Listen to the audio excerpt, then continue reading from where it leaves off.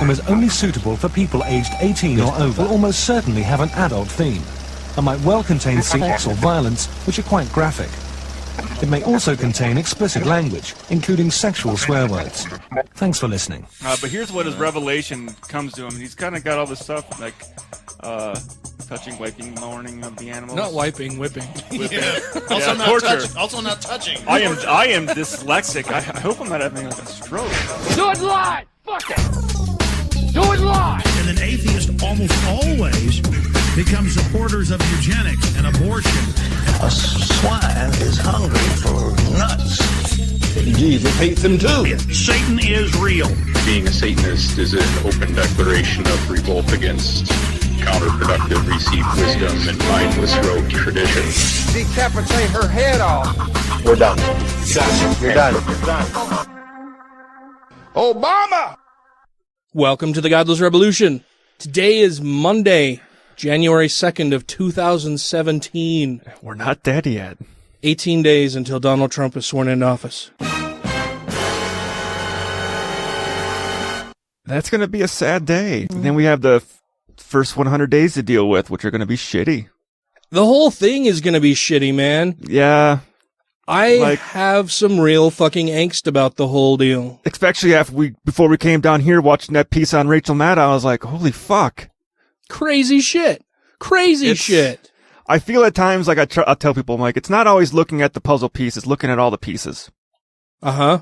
Like, you're just looking at a piece of the puzzle. You see this, and you're not trying to put it together. It's like, well, when you look at this going on, and then this happens over here, and this happens over here, all these people are tied together, you don't think some fuckery's going on?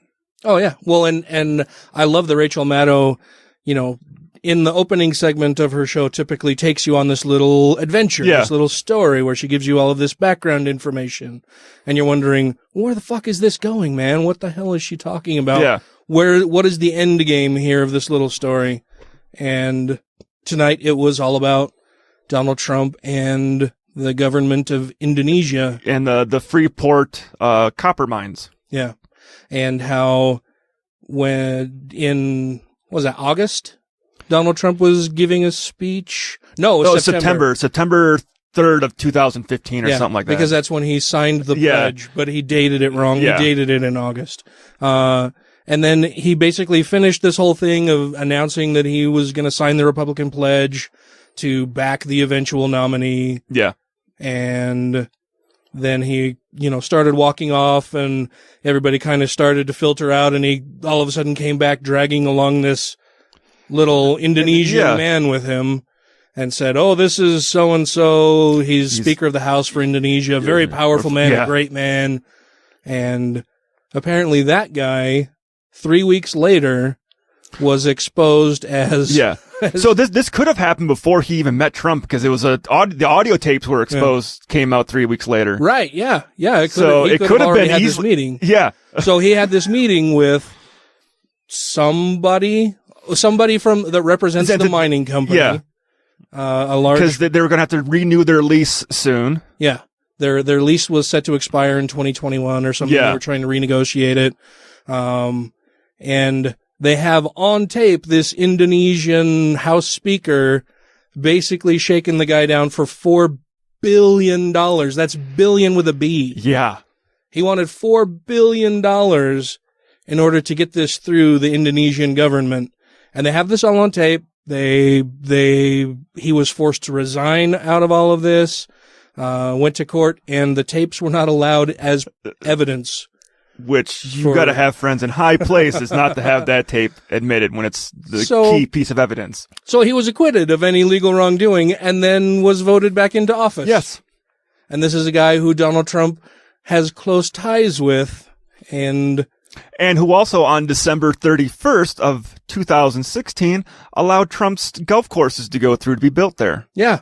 Pretty exciting stuff. Yeah. Oh, yeah. But then there was the guy that has no actual spot in the White House. He's just an advisor that happens to be the largest shareholder in the Freeport copper mines. Weird how that works out. And he also gets to help be advising on EPA regulations. You would think the world's largest copper mine would like it if the EPA got out of their way so they could just dump their waste wherever they wanted.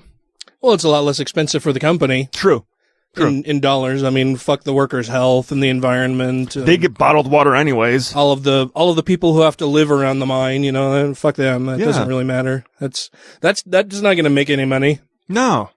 So, well, I mean, you got to get rid of the EPA regulations so they can pay the $4 billion to the short Asian guy in Indonesia. Well, sure. And the guy who Trump has nominated to head the EPA is fucking suing the EPA right now. So. That's how do you have a job?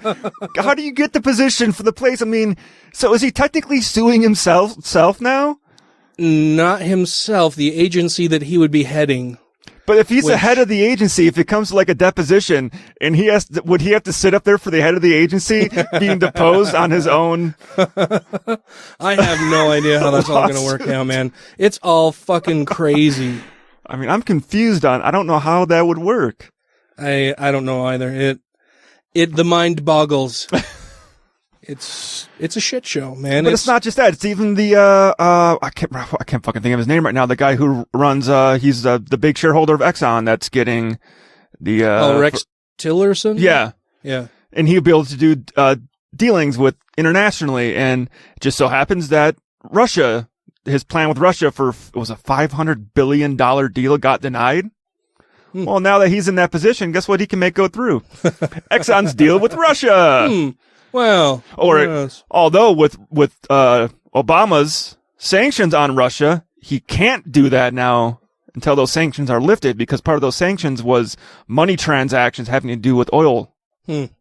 Yeah, I don't think that, I mean, Trump and the rest of the Republican Congress and administration will make short shrift of anything Obama's done to try to block any of that. I mean, they're going to wield the power in the House and the Senate and the presidency, soon to be the fucking Supreme Court. And then Trump has been left with over 100 federal court judge vacancies that Obama wasn't able to appoint because of obstructionism. Yeah. So he'll be able to make all the nukes he wants in his new arms race with Russia and have the codes. It'll be amazing. So beautiful. Most beautiful sunset you've ever seen. I seriously, I mentioned earlier that I have a lot of angst over this. Some real and general fear going on inside me at the prospect of this all happening in 18 goddamn days. Yeah, and the thing is, most people are like, well, you don't have to worry. Congress won't allow it to happen. Like, no, you're not looking at it either, because Congress and Senate are all fucking Republicans and will get behind them on everything to prove that they were right. They're already talking about repealing Obamacare, stripping the EPA. I don't know what we can do about it other than continue talking about it and showing up at rallies and demonstrations and writing our Congress people and saying, look, fucko. You are a terrible person for the things that you are doing, and we will make sure that you are voted out of office as soon as possible. But the American people's memory is so short. They don't give a fuck. No. How do you get people to give a fuck? It's going to have to hurt them. Yeah. I mean, ultimately that's what motivates people, right? It's when something affects them personally. Yeah.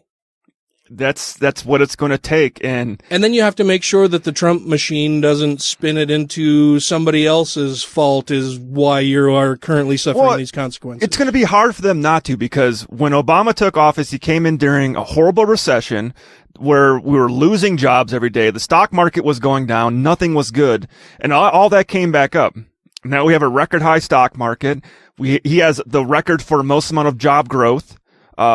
Consecutive job growth. Mm-hmm. He only increased 82 months now? Yeah. It was 82 or 83. This might have been, this month might have been, or December might be like the 82nd or 83rd month consistent. I think they said previously it was 50 something. Yeah. 50 something was the previous record. So he nearly doubled it while he was in office. Right. Then I forgot my train of thought on the next thought. Now I'm just going to keep talking about how I lost my thought on the next one. The other really good thing Obama did, unemployment. Unemployment's at a record low. Yeah. And I think they said they consider 4% to be zero. Full employment, yeah. And we're at like 4.2. Yeah. Like we're almost at that level that they consider everybody's gainfully employed. Yeah. That's looking for jobs. That is kind of the little niche in there, but then when they say people leaving the job, like, we got a record number of people leaving the job market. It's like, yeah, you got all the baby boomers finally retiring. Yeah, there's a huge number of people who just have given up looking for work anymore. They're not even searching for work anymore. Okay, and they have the luxury of doing that because of what? Yeah. Because of money that they were able to save and invest in the stock market. Maybe some of the social safety nets that we have in place, Social Security, Medicare, those things. They have that coverage. They can afford to actually not look for work anymore. Yeah. But now when fuck, that's terrible. Yeah. When Trump takes office, he's going to be going into a nice house. Everything's in good order. Yeah. If it gets fucked up, there is no way possible they can blame it on the Obama administration. No, what we're seeing now with these record high unemployment numbers and the stock market crashing, it was a bubble. It was all a bubble set to burst just as soon. And if Obama had stayed in office, it would have burst under him as well. It's just, these things happen. That will be it. They will spin it however the fuck they want, and credulous dummies will lap it up. I saw you were having that argument with that lady on your Facebook. I saw going on about that stuff. Like, they're bad. They're fake news, and that's fake news, and I can't trust that. Yeah, the Washington Post is all fake news. Yeah. And that lady's nuts, man. Now, granted, she was saying the Washington Post posts fake news, but she had posted shit like, without irony or calling out how weird and strange it was, she was posting shit from InfoWars as, you need to look at this. Yeah. And then I get called a bully for calling people out like this on my timeline. I don't go and shit on their timeline anywhere. I post something, somebody fucking crazy pops up on my timeline, posts some goddamn nonsense. Yeah. I call him out for it, and then other people are like, well, that Danny's sure a real bully. Yeah. Fuck me. Oh, what would you like me to do? If I get someone start posting bullshit on my, like the one guy had posting bullshit on my timeline one time, and he's like, well, I'm free to have my opinion. I'm like, yeah, I don't give a fuck what your opinion is. I care about facts. And I wish you did too. Yeah. I get called a bully by people all the fucking time, and I'm like, okay, you came here. Clearly you and I have had a disagreement in the past, and you didn't back up your side well enough or whatever, and so now I'm a bully because I disagreed with you. Okay, whatever. I get tired of shit like that. You know what? If you want to troll me, all of our listeners, if you want to troll me, the thing that you can troll me, that is the easiest thing in the world to troll me on. Let me guess. Is it GMOs? No. I mean, just in a general sense of dealing with me, if you want to troll me, you should assign a motivation for something that I've written without asking me what the real motivation is. Just, if I make a comment, then you straw man that into something else and assign a motivation behind it of me being an asshole. Oh my God, that's the quickest way that's the best and easiest way to troll me, because I can't fucking stand that. Dan Ellis is just trying to say that we're all stupid little ignorant fuckers, and we're not worth the time of day. Way to go there, Dan. That's what he said to me. Yeah. Yeah, that'll get you removed from my friends list, like, quicker than anything. Now, I've wanted to steal your tactic on Facebook, but I just don't have the time to do it. Because usually I'm on my phone, because you literally will copy what they said and rebuke what they say right after it, then copy what they said, then rebuke it. Well, yeah, and I do that in order to make it clear exactly what I'm addressing and why. Yeah. You know? Because if they post this long fucking screed, which they usually do, that then it's like, okay, well, I can try to answer this, but it's going to be a little hard to follow exactly what I'm answering in this, so I'll take exactly what they wrote and then answer it, and then another little bit of what they wrote and answer it. And to me, it's my way of trying to communicate more effectively, right? Yeah. It's trying to say, okay, you said this and I disagree, and here's why. You said this and I disagree, and here's why. And some people, a friend of mine that I've known for years and years took me doing that with something that he had said as me being an asshole. Like, I'm not trying to be an asshole here. I disagree. You said this and I disagree, and here's why. And so copying and pasting on mobile isn't as easy as I'm usually on mobile, and I'm like, I don't got fucking time for this. Sometimes I just feel like I can't win, man. Like, there's just it doesn't matter what I say. Somebody's going to be pissed off about it. Well, that's why, like I said, when we're walking down here, I was making a whole list of everybody in the Obama administration with their credentials and everything for someone telling me they're waiting for his cronies to get out of office, and try to point out, like, no, all these people legitimately had a career field in these positions before they became the head of it, so they deserve to be in that position. And I was halfway through researching everybody and going through all their stuff. I said, he ain't gonna fucking read this. Why am I spending an hour putting this together when he's not even gonna fucking read it?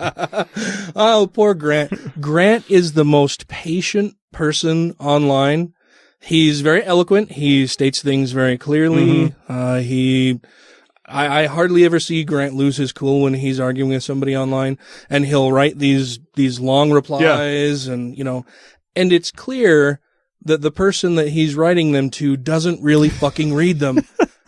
And that's just soul crushing, because you know that he spent the time. Yeah, he put some effort into making a coherent, logical argument for why he believes the way he does. And this person's just like, yeah, you posted that, I'm not gonna fucking read it because Trump. Yeah. Because Republicans do, yay. Which goes back to the problem of Facebook and news. If people only want a headline, they want 3 lines, that's it. Yeah, and they hardly ever read the underlying story. They look at the fucking headline and the byline, and that's it. They're like, oh, this is terrible. Yeah, which you can tell when you go on to, I like going on the comment pages, especially on the local KSL one. Because the headline never has anything to usually, it's to catch your eye, to get you to go click on it and go read it. Yeah. It is. And then you read through the article, like, why did they give it that headline? But then you read the comments, people are like, oh man, that's so stupid. I mean, how are they? I'm like, well, you obviously did not read the article. You didn't even bother to read the article. You read the headline and made an assumption based on that. Yeah. When the article is like, no, it's a misleading headline, which is bullshit. And now don't you look like a dumbass? Most of them probably don't care. But then they'll just run right fucking past that and be like, well, it doesn't matter, because if the story had been about the headline, then it was really stupid, right? And that's what I'm talking about. Okay, now you're just being a fucking giant asshole. Yeah. That's not what the story was about. You got caught out because you posted a comment that made it clear you didn't read the goddamned article, and now you're still refusing to acknowledge that you were just being an ignorant fucko. Yeah, the one I saw yesterday was about the whale in the East River in New York. I haven't heard that. So there was a whale in the East River in New York. Okay. And it has a whole story about the East River. And everybody in the comments are like, well, whales can't go into fresh water. It's like, you didn't even read the thing talking about the fact that the East River is a saltwater estuary. It's not in fresh water. Yes, it says river, but it's not an actual river. It's an estuary. They just call it the East River. And it's salt water. It's brackish water. That's why he's in there. That's why he can survive. And everybody's like, well, maybe he's going into fresh water to get the barnacles off of him. That's what sailors used to do.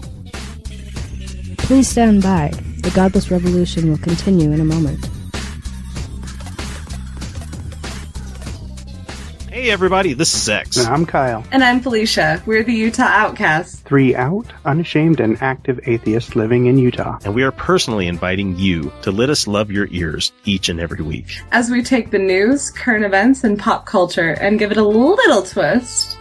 A love twist, with consent. And we'll be joined each week by a special guest to tell us what makes them an outcast like us. Come find us. The Utah Outcasts. On podhell.com, Stitcher, iTunes, Google Play, Facebook, Twitter, and YouTube. And on utahoutcast.com. We finally bought that domain off the kids handing out mixtapes in the mall. Come be an outcast with us. Take care of yourselves out there. Bonne nuit. And you're welcome. Probably going to be the most simplest one for you to answer, but what if you're wrong? Well, what if I'm wrong? I mean, anybody could be wrong. We could all be wrong about the flying spaghetti monster and the pink unicorn and the flying teapot. You happen to have been brought up, I would presume, in the Christian faith. You know what it's like not to believe in a particular faith because you're not a Muslim, you're not a Hindu. Why aren't you a Hindu? Because you happen to have been brought up in America, not in India. If you've been brought up in India, you'd be a Hindu. If you were brought up in Denmark in the time of the Vikings, you'd be believing in Wotan and Thor. If you were brought up in classical Greece, you'd be believing in Zeus. If you were brought up in Central Africa, you'd be believing in the great Juju up the mountain. There's no particular reason to pick on the Judeo-Christian God in which by the sheerest accident you happen to have been brought up and ask me the question, what if I'm wrong? What if you're wrong about the great juju at the bottom of the sea?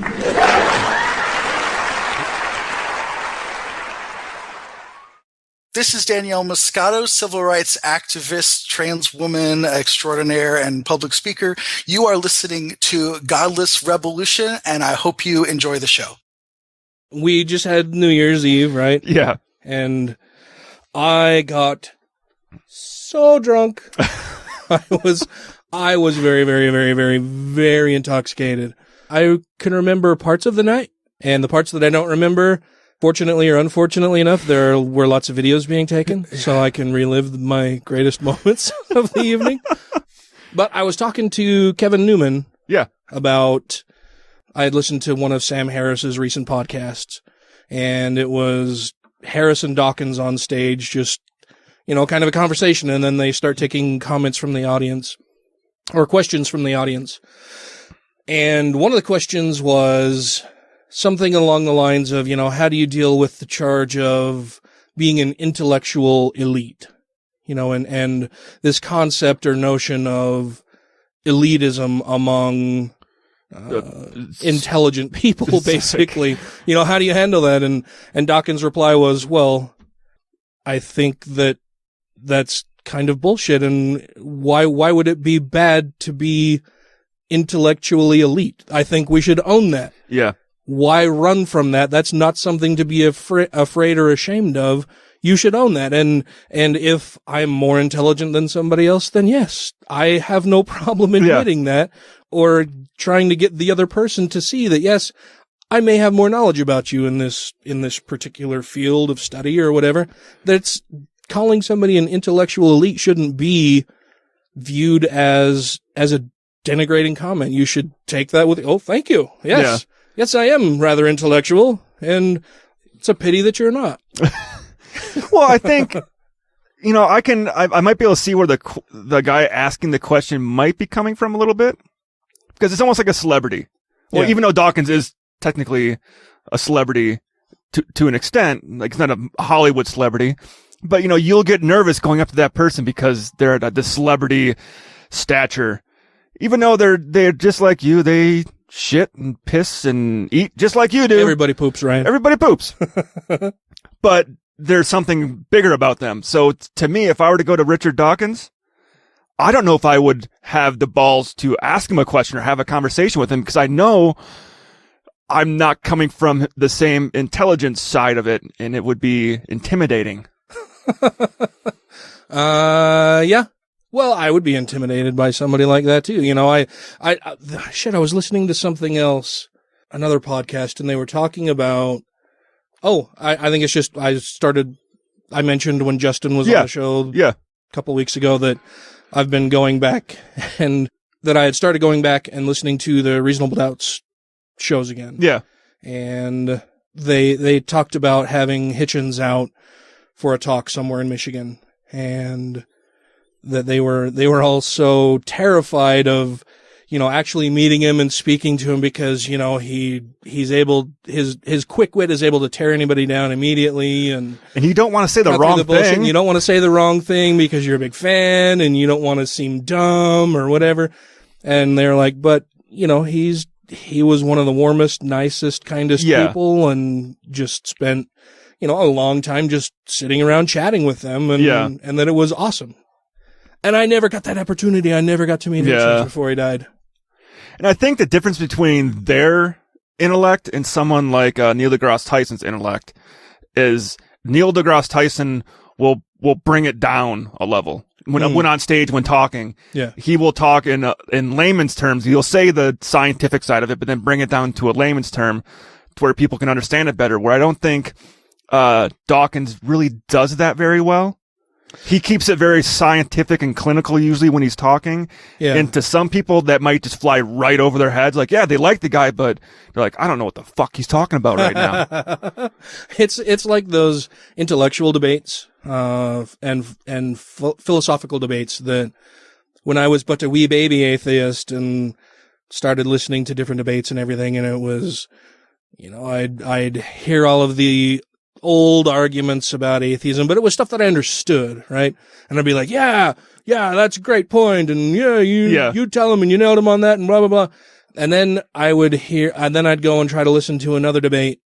Let's say it was William Lane Craig. Okay. Because he uses a lot of jargon and scientific terms to sound reasonable, and he's really not in a lot of his arguments. But he uses all of these terms that I wasn't all that familiar with initially, and I'm like, this debate is dumb, I don't understand what they're talking about, so I'm going to tune out. And now those are some of my favorite debates to watch, because I'm like, okay, this is a more high-minded debate about religion. Yeah. It's dealing more with philosophy and just our concepts of how we believe and why we believe and blah, blah, blah.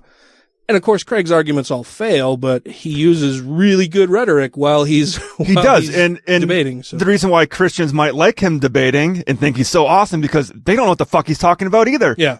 There's like, but that sounds really smart. Good. He sounds like a smart guy. He must be right. I'm glad he's on my team. That makes complete sense, because I don't understand a thing of it. I think that has a lot to do with somebody's sense of feeling secure in, well, I don't understand it, but this guy sounds really fucking smart, and he's a lot smarter than me, and he's a believer too, so I'm okay. What's like I found when I've read some of Richard Dawkins' books, like when I first started reading them, I had to actually stop sometimes and go, I don't know what the fuck that means. Let me go figure it out, so that way I can comprehend what the rest of this is all about, because I don't know what that is. Right. Because then it gets to be like math, right? Like you have to learn different concepts and terminology to understand the full picture, right? But I also, because if you don't, like if you let some of it slide, then you may not get the whole gist of what he's trying to say. But I also understand his standpoint, because I think I heard him talk one time, and someone says, hey, why do you use scientific terms all the time?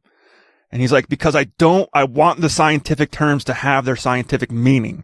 He goes, I'm going to use the word, scientific, like when they're talking about facts, like this is a scientific fact. Because I'm not going to say it's the layman's term of it or anything, because I want to use a scientific term, because I want that verbiage to be out there and being used, because it's different. Science talks in a different language that unless you talk in it, you're not going to understand it. So I'm going to keep talking in it to make sure people hear it, and then maybe we'll learn it. Yeah, same language but different meanings, right? Yeah. Like a theory, when discussing a scientific theory, is different than the way people use it in common speak, right? Where it's just, oh, my theory is blah, blah, blah, when what they mean is more along the lines of a scientific hypothesis. Yeah. So yeah, it's the same language but different definitions or different usages for those terms within the realm of science. And I think that's what he's trying to hit home. It's like, I want those to be, like, I want you to understand what this actually means. And so I'm going to talk about it the way it's actually supposed to be versus the way you want me to talk. Yeah.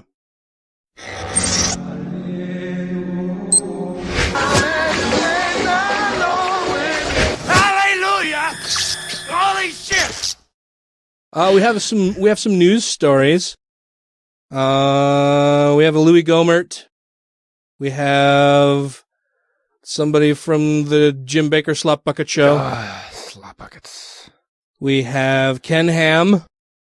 And we have Michael Savage. I think we could probably cover all of these. Yeah. I want to do the Rwanda one, because that's just funny. We'll throw that in there. We need a break. Okay. Yeah.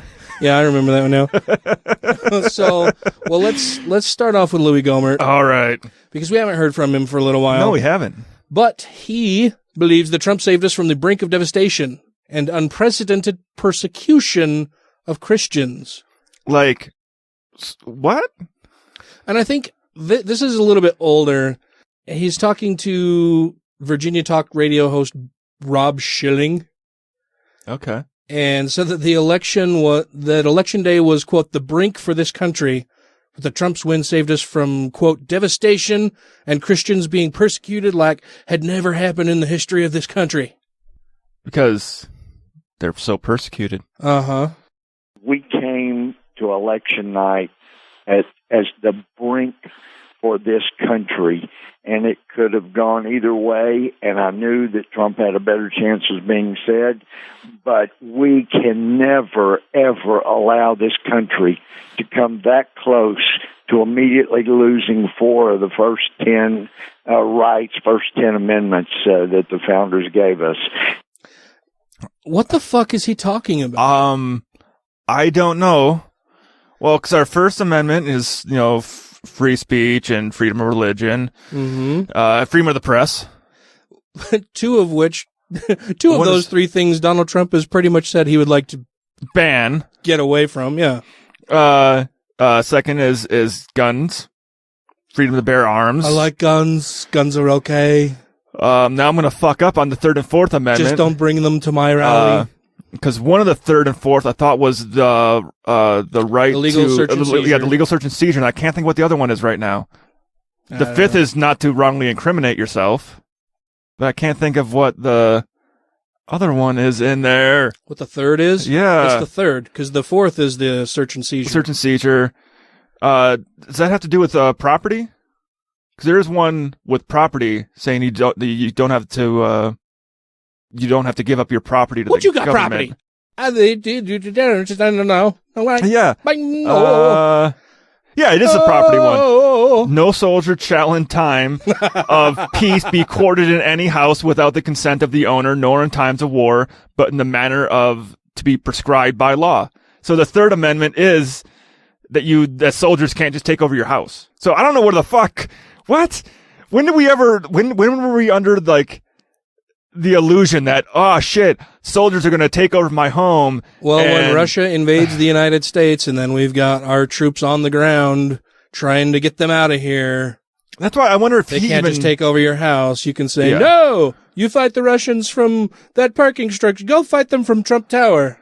I wonder Go to Mar-a-Lago, invade there, fucking stay. It's really nice, I hear. I wonder if he just added the other two in there to make it sound like it's more. When he really only meant, well, my freedom of religion to be a bigot and my guns that no one was taking away. Well, let's see. Maybe he'll explain it a bit more. We just cannot ever let it come that close again. Hillary had made clear that she supported the position of the UN that we need an international law that makes it a crime to say anything negative about Islam. And what? When? She never made that clear. And since when was it an international crime to make fun of Islam? It isn't. They've tried to pass blasphemy laws. Yeah, Islamic countries have tried to pass blasphemy laws. They've tried to do it at the UN too. Yeah, there's a lot. The Islamic countries that are part of the UN have tried to pass that. Yeah. Not the whole UN. Everybody else in the UN is like, no, you can't do that. You can't tell people not to say your religion is hokey because it's hokey. Yeah. And, even Loretta Lynch supported a law that made it a crime to deny man-made global warming. But, it still doesn't, all the cars and industry we have still doesn't account for the polar ice caps melting on Mars, Rob. Now he's just fucking rambling. Like, he doesn't know what the hell he's talking about. Yes. Our emissions reach all the way to Mars and have melted their polar ice caps. Why, that made the polar ice caps on Mars melt. What a dummy. I'm still troubled by that. But anyway... I'm troubled by something that never fucking happened. Of course, or does it make sense? To Hillary Clinton. And, of course, you've got due process issues, and you remember that she was on the Watergate Committee. It was the extremists saying that because what Nixon did was so bad, he shouldn't even be entitled to a lawyer. And we were going to make her president, and Huma Abedin was going to be the most powerful advisor that Hillary Clinton had, a woman who was placed as her intern in 1996 at a time when her name was on the masthead for the Journal for Muslim Minority Affairs, started by a man named Nassif. She worked for Nassif. Nassif was given... She's a Muslim woman who worked for somebody. That happened to be Muslim. That doesn't mean that she's trying to take over the fucking country. Yeah. Jesus Christ. This comes from the same dummy who thinks that the United States military performing exercises in Texas means that means during Jade Helm that they're going to take over the state of Texas. Yeah. Something that is already part of the United States. Like, what a dummy. credit by Osama bin Laden as helping to radicalize Osama bin Laden. And, she stayed on that masthead right up until 2008 when Hillary was about to be named the new Secretary of State, and she disappeared off the masthead. But you mean when she wasn't working there anymore? Yeah, maybe she resigned. Funny how it works. She all of a sudden isn't working there anymore, and her name mysteriously disappears from the masthead. Weird. It's a conspiracy, clearly. Her late father's ties and leadership in the Muslim Brotherhood, her mother's. They'll wear those little bow ties, right? Yes. Well, what about Trump's father's ties to the KKK? Oh, those weren't ties; those were nooses. Oh, true. Founding the Muslim Sisterhood.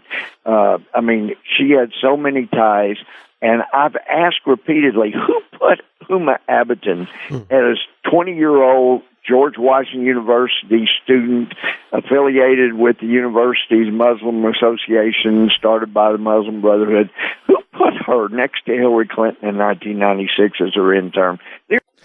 We're not talking about fucking ISIS here, okay? We're talking about a student group, a religious student group. It would be the same as if it were the fucking after-school clubs that the Christians perform, or whatever Jewish association that happens to be at your campus. It's the same fucking thing. They're not waging war on campus. They're not talking about murdering other students on campus. This is a social religious group. Yeah. Or not even those. I mean, like secular student alliances or the gay straight alliances and stuff. All those at schools. It's a school club. Yeah. And he would object to both of those two that I just said. He would think that they're horrible and deplorable people and they're trying to push his agenda on all of us. Because he needs his freedom of religion. Yes. Which in his mind is freedom of pushing his religion on you, and you shut the fuck up about your religion. You don't deserve it. There are girls all over America that would die for that position. Who put her there? Was it Alamoudi? Because Rob Alamoudi was helping the Clinton administration and actually helped the Bush administration for a couple of years find good Muslims to put in places of authority as chaplains in the government, military, at our prisons, and good Muslims. Not like all of the rest of the bad Muslims. It's no wonder to me that Donald Trump was elected, really. I mean, we have people like Louie Gohmert, who is a sitting congressman. We have people like Michelle Bachmann, who is thankfully no longer in Congress, but was elected multiple times. Yeah. And people elect the stupidest people to represent them. Yeah. And these people seriously think America's under threat of Sharia law. They're just nuts, man. They're dumb. They're dumb people. And we elect them to represent us. Yeah. How dumb do you have to be dumb enough to vote for somebody this dumb? Well, you're like dumb squared, at least. Because there's enough dumb people that have the same fears as these people do. We're all a nation of dummies, man. It's the blind leading the blind. He's now doing 23 years for supporting terrorism, not because the FBI caught him, but I'm told that the MI6 from Britain gave him the case, and they finally realized he was supporting terrorism under their very noses. They arrested him at Dulles Airport, and he's doing 23 years in prison. So when I say we were on the brink of devastation. We were on the brink of losing freedoms. We were on the brink of Christians being persecuted like had never happened in the history of this country. And still won't fucking happen. No. And wouldn't have happened anyway. You're not being persecuted, motherfucker. You're not being persecuted. You're being told that other people have the same rights you have. And Rob, we've got a window, and it's exciting to see the potential, but also knowing how we blew the chance my first term in 05 and 06. And, Rob, we cannot lose this chance again. We have got to get ourselves back on track. Just a bunch of fucking horse shit. Yeah, he's afraid of nothing. He's making shit up. And when you try to do like what he was doing there, he was taking someone who possibly did commit violent things and trying to say, well, now she knew that person that was possibly want to do violent things, and that person was on Hillary's staff, so that means Hillary would want to do the same violent things that the person third down the chain of knowing these people would have done. carry the 2, and that makes a 7, and 7's a good number, and it's not a 6, but it's one more than 6, so it might have been 6 to begin with. But there's 3 people in this chain, and you do. And then you get GMOs!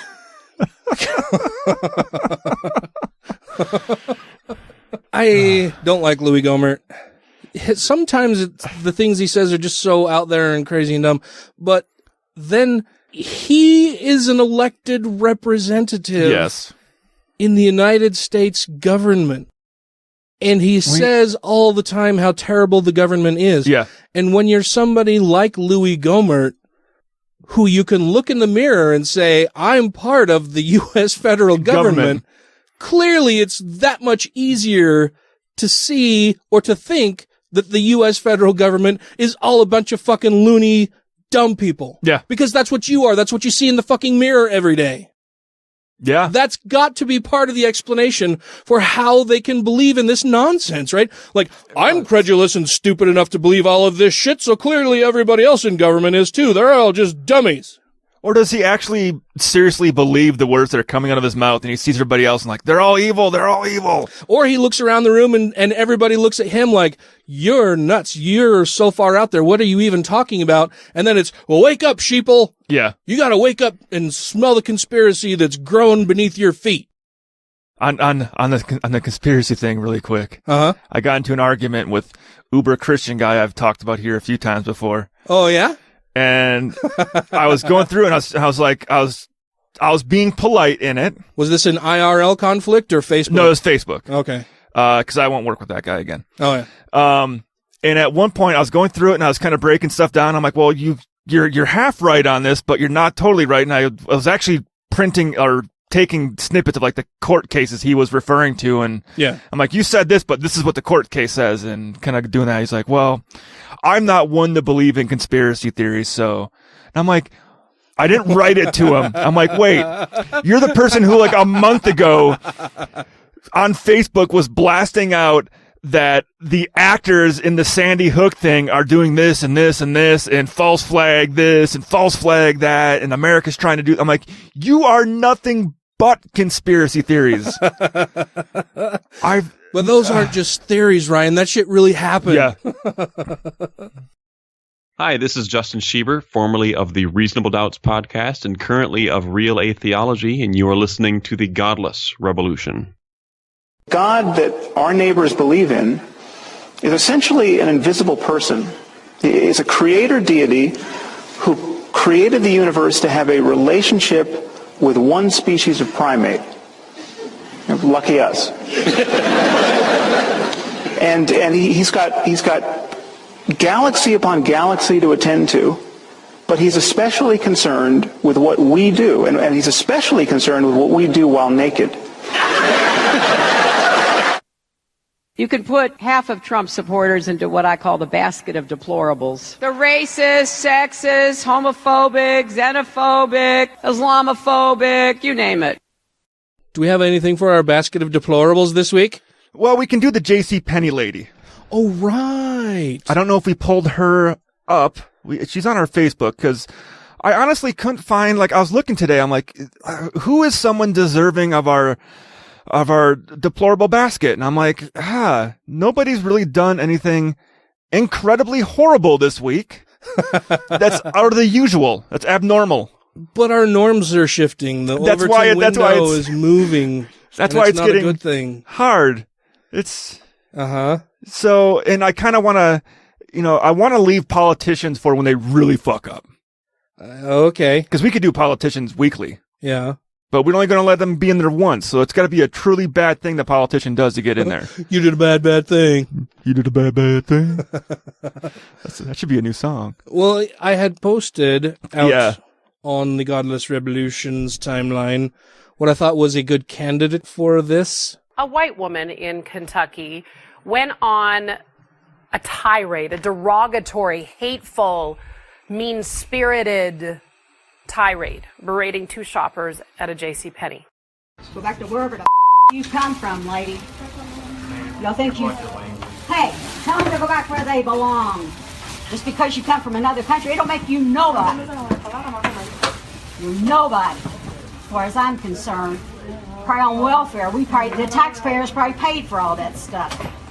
You speak English. Yeah, that's pretty. She's a pretty terrible person. Pretty terrible person there. And I noticed when right before she yelled, "Speak our language" or "Speak English," however the fuck she said it in her racist. Tell them to speak our language. They were talking to each other. And I've seen this several times in videos on YouTube, because sometimes I go on videos on like horrible wormholes of watching videos on YouTube that get really dark. I always end up watching fucking fail compilations. It fails, like car crashes, but then you get these people that do this stuff all the time too. Yeah. And I've seen it several times where people will be speaking to each other in a different language, and someone else would get mad and yell at them, "You're in America! Fucking start speaking English, you fucking whatever you are from your country." What an asshole thing to do or say. They probably also don't realize that America does not have an established language. Well, we don't have a official language. An official, whatever, yeah. Right? Yeah. So we don't, there's nothing that says, well, in this country you must speak English. Here in America, we all speak the English. That's how we will all be talking after 5 months of Trump. God damn it. Whoa! Brain something came to Dan. No, so I kept chasing dangly shiny things. I keep saying that I have this existential angst and fear about Donald Trump becoming president, and Tracy and I went on this little binge of watching Man in the High Castle. Yeah. Over the past couple days, we finished season 2, and we were watching one of the episodes, and I paused it, and I said to her, "Hey, have I mentioned that I'm honestly terrified about Donald Trump being our president?" And she's like, "Well, you're hiding it pretty well, because I'm fucking terrified, and you keep telling me it's going to be okay." And I'm like, "Well, what do you want me to say? I'll start freaking out. You want me to set my hair on fire and go running around the house?" I am. It's a scary fucking thing, man. Well, because of situations like this, people think this is appropriate now. Yeah. Well, you got the alt-right guy. Clownface von Fuckstick. Oh, he's a nice gentleman. He always has a beautiful top hat. That's what Jon Stewart called him. Clownface von Fuckstick. But on New Year's, the guy that was going around doing all the talks, the white supremacist dude, Richard Spencer, was it him? The new alt-right guy. Yeah. He had a picture of him in New York City taking a selfie with the title above it saying, "The alt-right has won," on New Year's. Gross. That's fucking disgusting. And that's the mentality we're getting from a Trump victory, is that these people think that now it's appropriate. Now we can be racist, misogynist, sex. Not that they weren't before. This Trump's America, motherfucker. Yeah. I can be a bigoted asshole all I want. Yeah. Woo! Now instead of being like a bigoted asshole in the closet, they're out of the closet. They're letting everyone know how bigoted of an asshole they are, because Trump says it's okay. Trump speaks his mind, and so can I. He's created an air of bigotry that it's just fine. It's fine. Do and say whatever the fuck you want. Which is not fine. Not fine at all. Don't be PC. Although that's one of my favorite new things to use against people in online arguments. if they're being assholes or whatever, especially when I'm talking to a Trump supporter, if they're being a giant asshole, just say, "You're being a giant fucking asshole. Yeah. You're bigoted and stupid and blah, blah, blah. And by the way, I'm only telling you that because I know you hate PC term usage," right? So. Well, I think I said it to someone at work. I was like, well, since Trump won, we don't have to be PC anymore. I can call you a fucking asshole. Oh, I don't get it. So we are nominating this woman. The J.C. Penney lady. Elderly white woman at J.C. Penney yelling at Hispanic shoppers. How many people should we get on the list before we do a bracket? Enough to have a bracket? Okay. I mean, technically, you can have 4. She's our third, She's right? our third. Okay. We've got the pastor telling kids that Santa's not real. Mm-hmm. Then last week, who the fuck was it last week? It's been 2 weeks. The racist Trump supporter who confronted the black comedian John Laster. Yeah, who said now that Trump has won, just like I was saying earlier, he said, now I can call you I hate saying the word. I do too, but you say it without pause sometimes, and I'm like, I can't do that. Well, it's not like I use it in casual language all the time, but it bothers me when people say the N-word. Like, okay, and maybe that's fine to use sometimes, but when you're trying to drive home the point that that there are certain things that aren't said in polite company, sometimes you have to say those things. Yeah. Right? So, that's why. I guess it's kind of like, I do like the word cunt. Yes. That's one of my favorites, too. It's a fun one to say. And I think it's the Australian comedian... Jim Jeffries? Yeah, Jim. Yeah. And I'm like, I saw him live. He says cunt for like everything. And I love his usage of the word. Pandas cunts. And I even remember being in, I was in UAE, and we had British troops there, and we could drink there a little bit. They could drink way more than we could. We were limited to 2 beers a day, which was bullshit. Stupid American beers, too. Yeah. Budweiser. And so anyways, this British soldier, she got really drunk, and she got kicked out. And I was sitting on a park bench, and she's like... She got kicked out of what? The area where you're allowed to drink, and like the bar area. You're cut off. And I'm like, well, what'd you get kicked out for? She's like, he's like, I don't know. The woman got really mad at me. I'm like, well, what'd you say to her? I just called her a cunt. And I'm like, well, American women don't like to be called that. And she's like, what? That doesn't mean anything bad. I'm like, well, in America, it's like the worst. It's really bad. Worst thing you can call a woman. It's like calling someone a bitch in prison.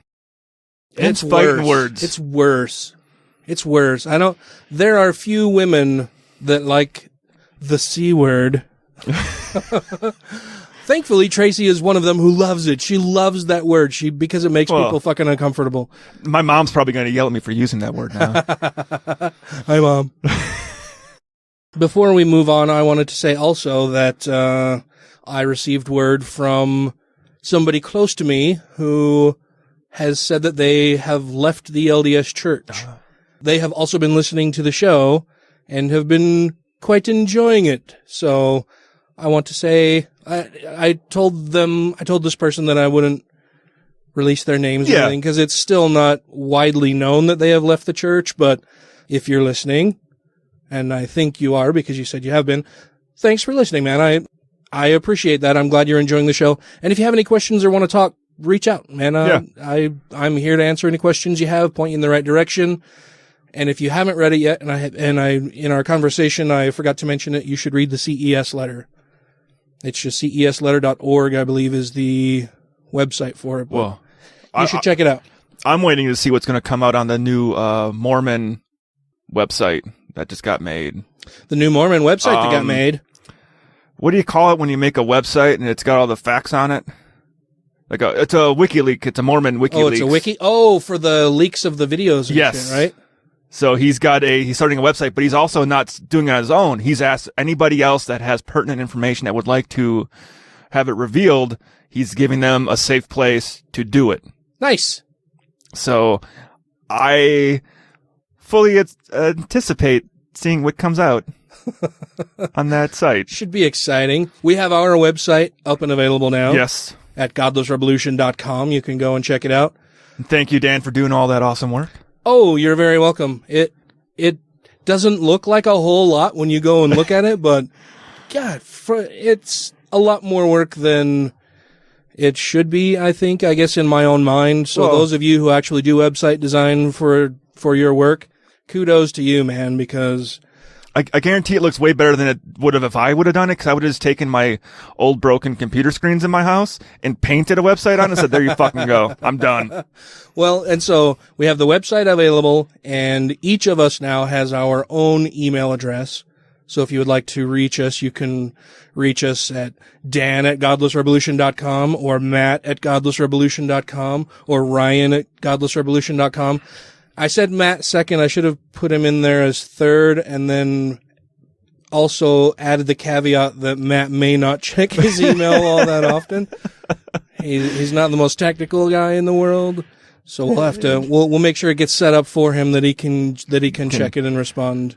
But I mean, doing that, because the way that our hosting is and everything, the email that we had available through them was fucked. So I went with the Google Suite, and then I had to change a bunch of server entries to get it to route appropriately. Like, it was this whole big fucking mess of 2 days of straightening shit out. I would have shot my computer with a 12 gauge. That, like, nobody knows this pain, and besides other people who have tried to do the same thing with very limited web design experience. Yeah. And you're very computer savvy and tech savvy.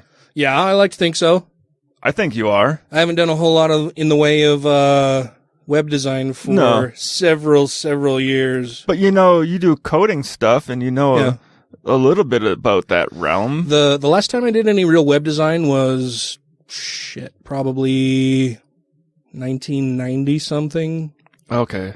So it's been a very long time, and even then 6 years old. Yeah, even then the company I was working for, we had a web developer who would provide me his HTML code, and then I would insert all of my database code between shit to put out on our website. Okay. So, yeah, that was the bulk of my web experience. I had my own website that was just like this dumb little thing where I would post my golf scores. Shit like that, like a long time ago.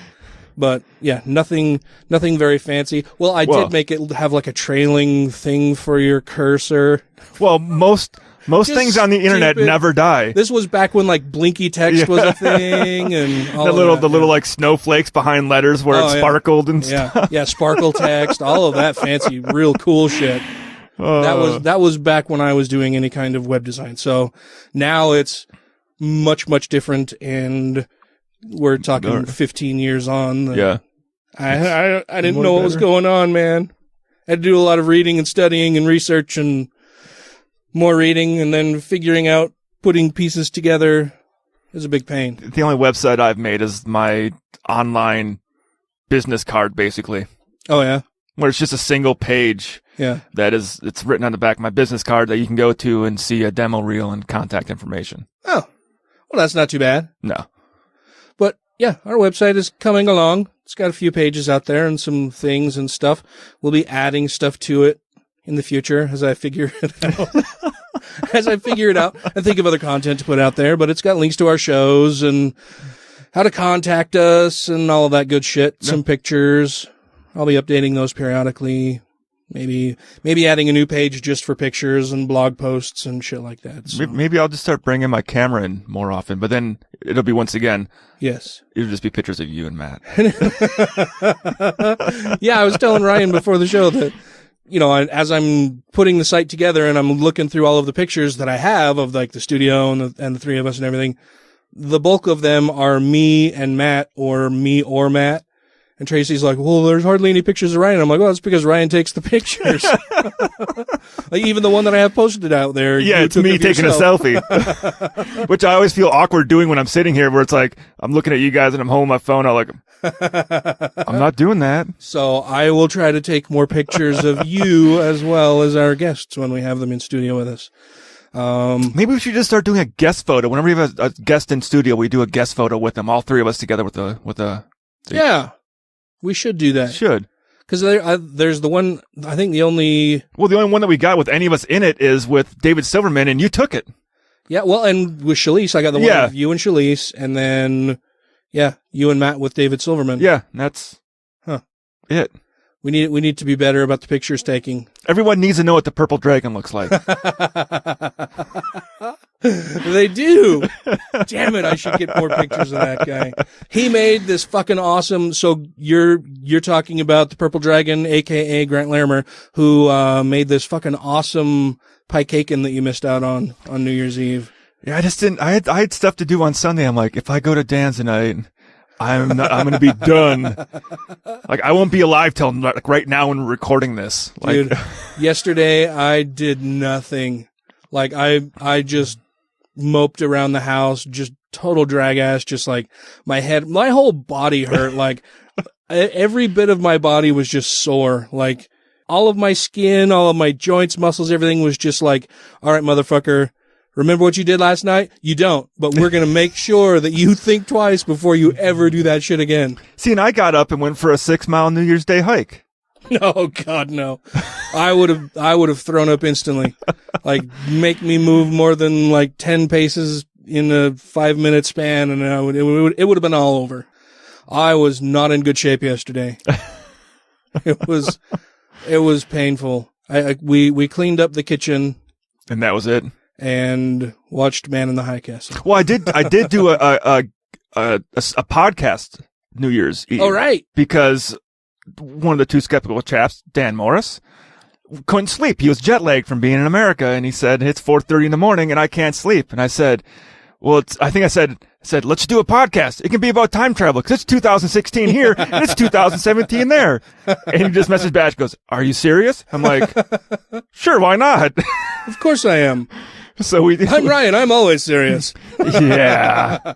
So we got on and recorded like 2 hours with him, and I don't know when he's going to put it out because he's got a couple hours got to edit right now, but it was just me and him bullshitting. I think Spike does most of the editing anyway, doesn't he? I think they've been trading off on editing. Oh, yeah. They got a show that's coming out soon with the guy that leaves the really funny comments all over London or over where they live. That they got him to come on with them. Oh, nice. I think his name was Michael too. Yeah. Michael something. I'll have to look it up. He makes the funny posters. Yeah. And, The guy's fucking hilarious. Yeah. He's very funny. I like those guys. We should have them on the show again. Actually, he sent me a message a few days ago and said, hey, I'm back from the U.S. and available if you guys want to talk about stuff. I think he said something about he has some ideas or views on the election and stuff like that. So, yeah, we need to get them on the show again. They're a lot of fun. I talked with him a little bit about Trump. Yeah. Because he's like, I haven't talked to you like in person since the election. What do you think? I was like, oh, shit. Here we go. It's not good. That's all I know. It's not good. And mind you, by the time that we decided to do this, I already drank a full bottle of wine because someone recommended a wine to me. And I'm like, I'll just try it out. Oh, well, Mr. Wine Connoisseur. I'm not a wine. It was called 19 Criminals.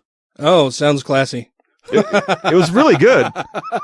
I'll bet it was. I'm not at all a wine connoisseur. I'm not a wine connoisseur either. I'm a person that goes in and goes, that's got a cool looking bottle. Let's try that. That label looks pretty nifty. And this one was that way. It had a really cool looking bottle, cool looking label on it. And I'm like, let's give it a try. Yeah. It was a red wine from Australia. 19 Criminals? 19 Criminals. Each cork has a different... Sounds delicious. Each cork has a different criminal on it. So that's the whole point is you pull out the cork and it's got a criminal story on it. Is it Australian Criminals? I think so. Huh. What kind of wine was it? Red. Other than being Australian. It was a red? Red. Was it like a cab or low? It was dark red. Did you have to chill it? Was I supposed to? No, usually with a red. No, I just opened it and drank it. Oh, good. Straight from the bottle? The last half. Because I said, well, I'm like, wine it's not like a liquor. I can't just cap it and put it back. It's going to go bad. The oxygen gets in there and it goes bad. Sure. So when you open a bottle of wine, in my view, you got to drink it. The whole thing. The whole thing. And you're not sharing it with anybody, so why the fuck use a glass? Like, forgo all of that nonsense, right? I mean, I hear the whole that you got to aerate it, and I don't know what the fuck you're doing. It's probably with wines that aren't called 19 Criminals. Maybe, I don't know. So I just drank it. Oh, good. But I enjoyed it. Well, good. Did it make your teeth purple? I don't think so. I didn't look in the mirror. I wouldn't know either because I'm colorblind. How do you decide what to cherry pick? You decide what to cherry pick on the basis of what you have decided is a good thing on other criteria. So we reject the horrific story of Lot and the angels and all the other horrific stories in the Old Testament and the mega horrific story, as I've just said, of the New Testament. And you pick on nice stories like the Sermon on the Mount. But the criterion by which you do your cherry picking is, of course, something that we all share, which is we are decent human beings. The next rant will start right after this.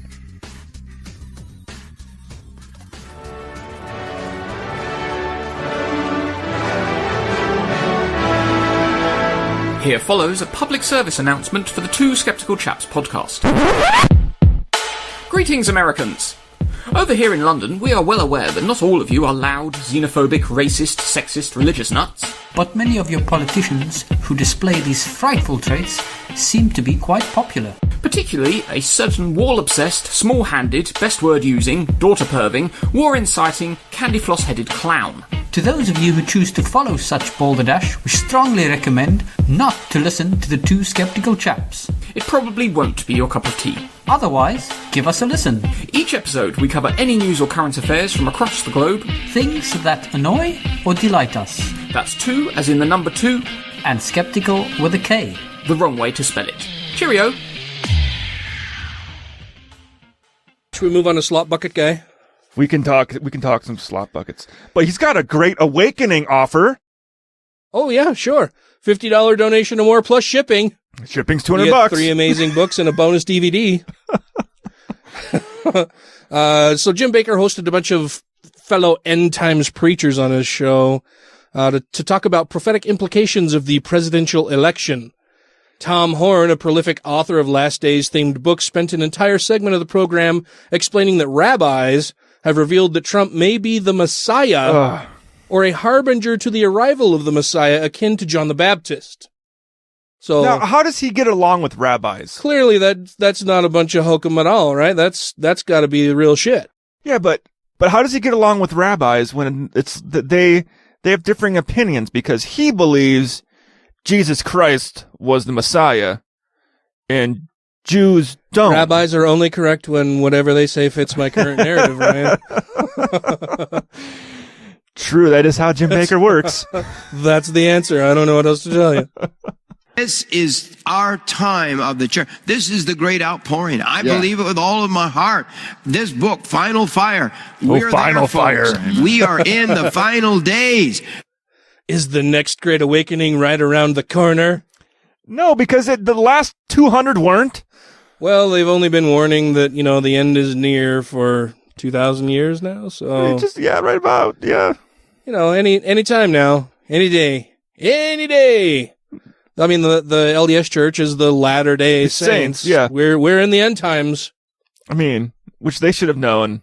Jesus said it would come. And if you can't look at the Trump presidency and see that we are, in fact, in the end times, then, brother, you got a rude awakening coming.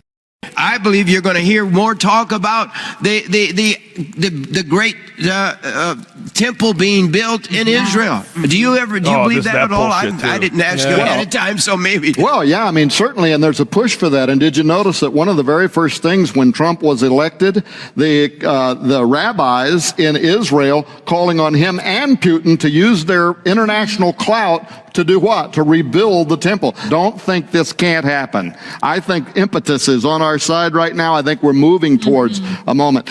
And the rabbis over there, some of what the mystical rabbis are saying is... We're moving toward a moment?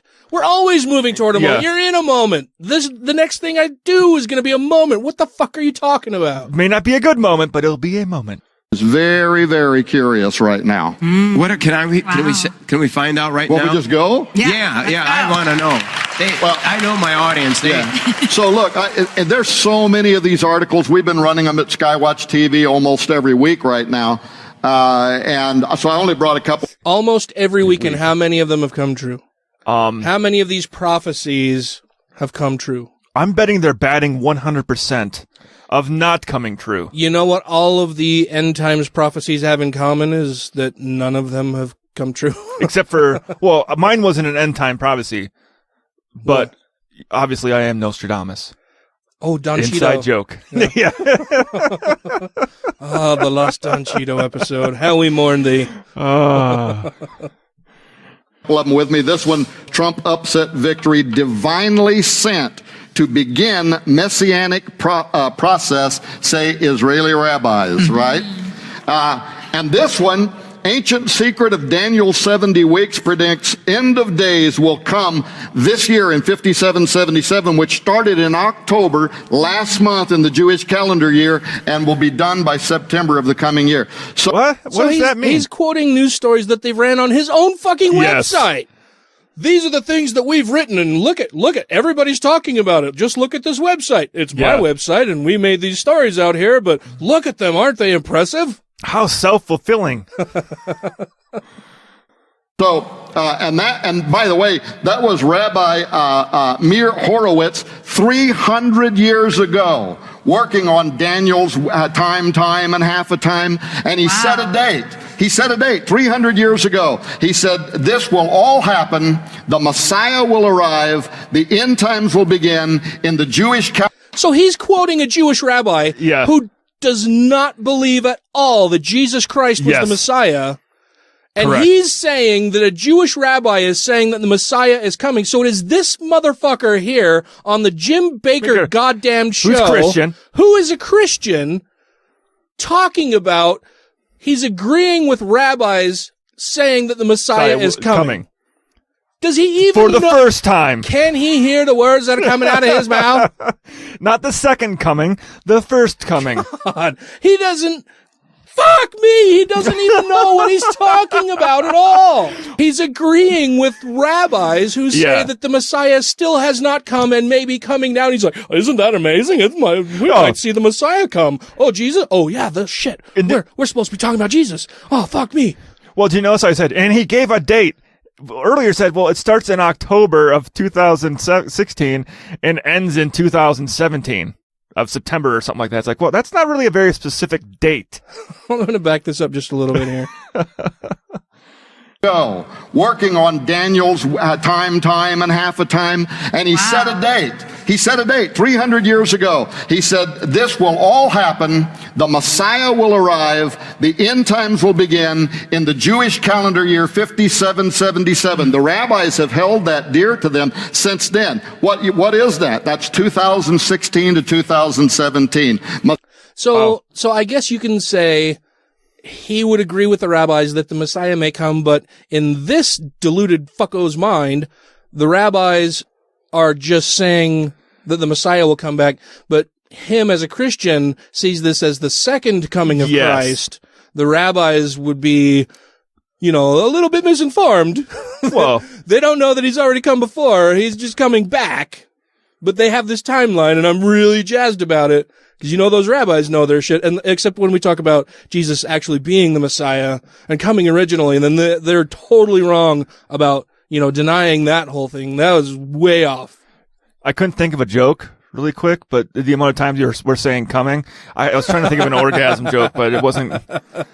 He's been coming for 2,000 years. It's quite a load. I was like, well, the second coming always takes longer, so I don't know. He's not a young man anymore. Messiah will arrive. Now, they're looking at Donald Trump. One of the rabbis illustrated how his name in the gematria, the numerology of his name, actually means Messiah. Now, there's some weird stuff here that's going on. So yeah, it is fucking weird. You know why it's weird? Because it's nonsense. That's what makes it fucking weird. You know it's weird, and you're still spouting it. Why the fuck are you doing that? Yeah. Think about this for a moment. In the Jewish Zohar, 700 years ago in medieval Aramaic, Orthodox Jews speculated about when will the Messiah be on the earth, right? And in the Vieira section of the Zohar, they said he will arrive on earth in the year 57. He will make himself known in the year 5773, which was 2012 to 2013. And it didn't fucking happen. No. But they're right this time. They're right this time. 2012 was when Obama won the second time. Oh, he was the anti-Messiah, though. I know. No. Fucking Antichrist. 2012 to 2013. Oddly enough, Trump goes to Israel in 2012, decides not to run for U.S. president, meets with heads of states, comes out of that. You can watch the YouTube on television, and he starts talking to the Jews. You can watch the YouTube on television. I didn't know that was a TV channel. Oh, my God. Now he's trying to tie Trump into possibly being the Messiah. Because he was in Israel in 2012. Not at all, I guess, taking into account the fact that Trump is 60 fucking years old! Jesus Christ, man! He's been walking the earth for 60 fucking years! Well, Jesus was walking in about, what, 30 years before he became Messiah? Jewish people telling them to vote for Benjamin Netanyahu and the Likud party, which they did, right? Wow. What the Zohar said was, he will be identified. From that day and forward, there have been at least a dozen Jewish rabbis that have said, the Messiah is on earth now. He's been identified. He is a dozen rabbis? That's 12. Whoa. If we make it a you know baker's how many dozen. disciples Jesus had? 12. Whoa. It's all numerology.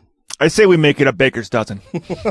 But that'd be 13, and that's unlucky. Well, that's how many heart attacks. You can't even have an elevator go to the 13th floor in a fucking hotel. True. He is soon going to make himself known. Well, some key things have to happen for the messianic figure in the Jewish mindset. For the Messiah to arrive, you can't think of him like we think of Messiah. We think of Messiah like Jesus, and they don't, so they're wrong. Except when we want them to be right and say that he's coming again, but he's not coming again. He's coming the first time for them, but for us it's again because we know better. That's a tongue twister. Messiah after the model of Jesus. He's the Son of God, divine birth, all of that. That's not the way the Jews look at the Messiah. They're looking for a king. They're looking for a political leader. A king, a dictator, a political leader. Look how fucking excited this guy is, too. Like, he's creaming his fucking pants sitting here telling us about these Jewish rabbis. Yeah. Who believe that the Messiah is now on earth. Talking about cream, that looks like a piece of corn stuck on his cheek for that microphone. Cream corn.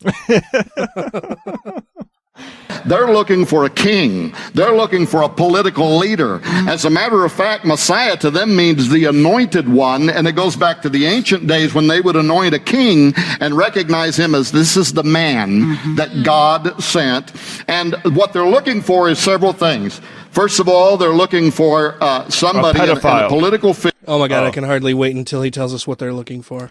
This is going to be amazing. Rapist has to be on there. Swindler. Tiny-handed. Orange in color.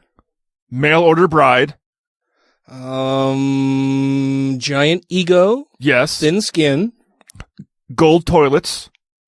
Do you think any of those will make his list? No.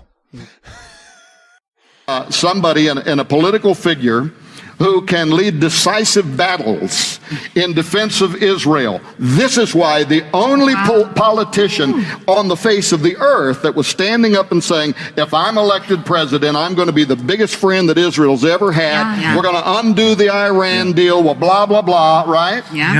We always blah, blah, blah. Yeah, they blah, blah, blah past everything else that he says.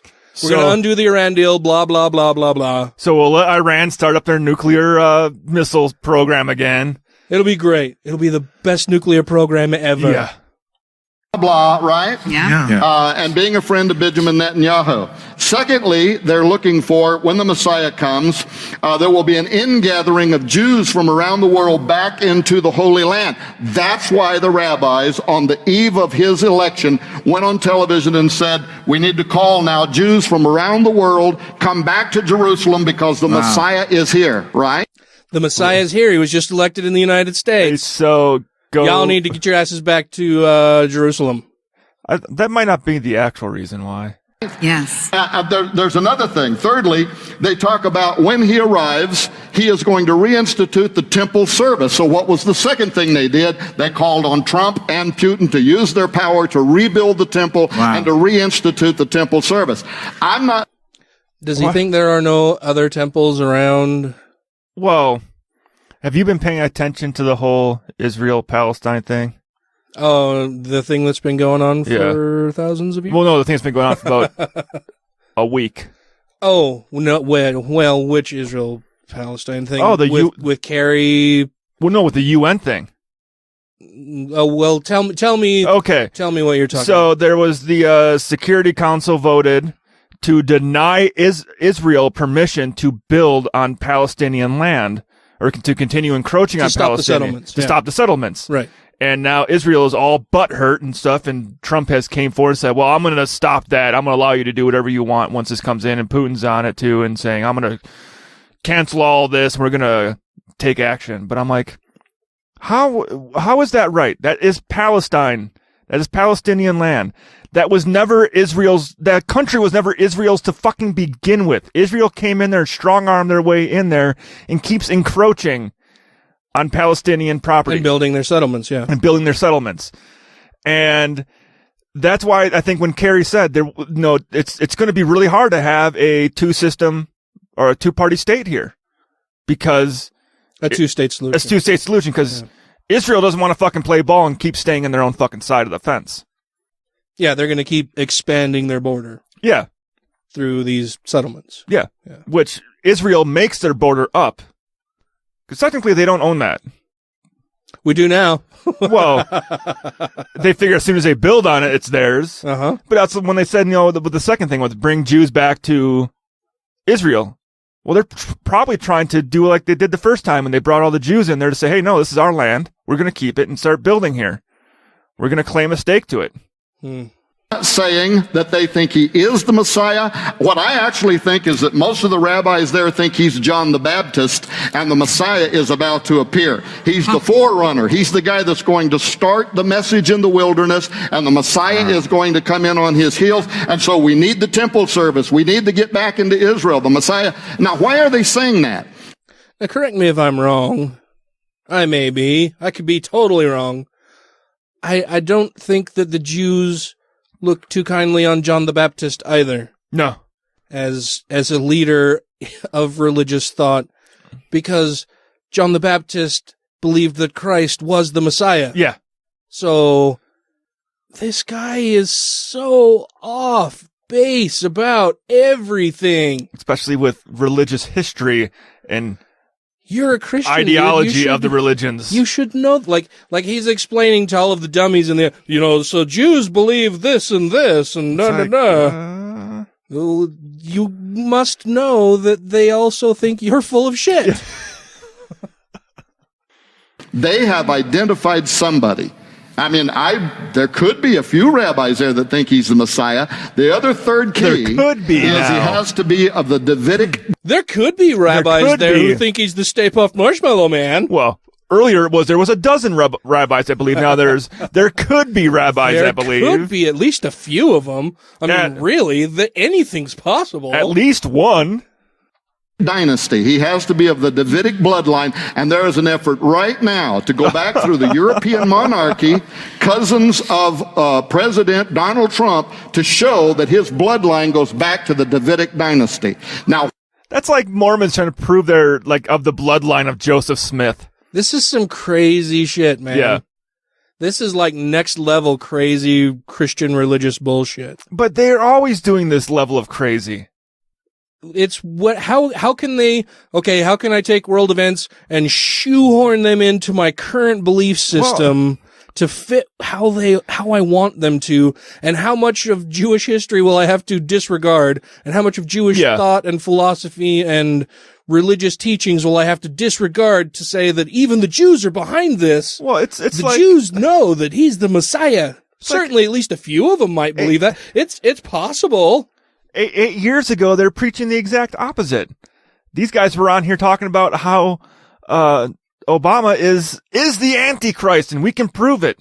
And Obama is so much more religious than Donald Trump. He says what they want him to say every now and then, and they're like, oh yes, he's clearly a Christian, sure. He knows how to quote scripture. Not really, but at least he knows that scripture exists, clearly. And as much as I wish Obama was atheist, I know he's religious, but at least he's very secular in his decisions and in the way in his public life. For the most part. I mean, there's the stuff where it's every politician will do it. Well, they end the stuff, and God bless you. And God bless the United States. Yeah.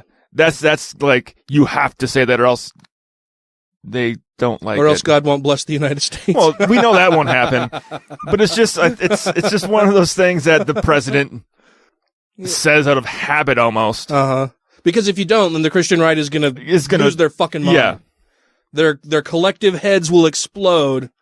And you won't get anything else done because you'll be having to push back on, no, guys, it's okay. I didn't say it the one time. You don't have to crucify me or anything like that, which would be kind of ironic if you did, right? Because I'm the Antichrist and then you crucify me and that'd be really, really, really weird. But then again, they make shit up all the time anyways. Like I saw a bunch of people posting around Christmas time like, oh, look, President Obama finally said Merry Christmas. I'm like, he has said Merry Christmas every fucking year. He finally had the nerve to say, now that Trump has been elected, he knows that he has to say Merry Christmas. People were saying that shit. It's like people that believe that he swore that he did his oath of office on the Quran. It's like, no, he used Abraham Lincoln's Bible, not the fucking Quran. Oh, people are adorable. Not really. Why are these efforts underway? I'm just saying there's something very strange here that's going on, and everything I'm saying can be verified. Multiple news agencies, the Jerusalem Post, Breaking Israel News, they're all talking about this right now. So they too believe that we are in the end times. They too believe that the Messiah is about to appear. We would say the second coming is about to happen, but their Messiah is going to be a false Messiah. He's going to be the Antichrist, right? I also don't believe Donald Trump is the Antichrist. So which is it then, dude? I don't know. Well, he's picking the narrative he wants. He just proved that. Right. So he's saying that the Jews think their Messiah is coming. And that Jews think... He's saying he thinks Donald Trump may be the Messiah. Yes. And that the Jews are preparing all of this because there's some of them who may think that he's the Messiah. Some.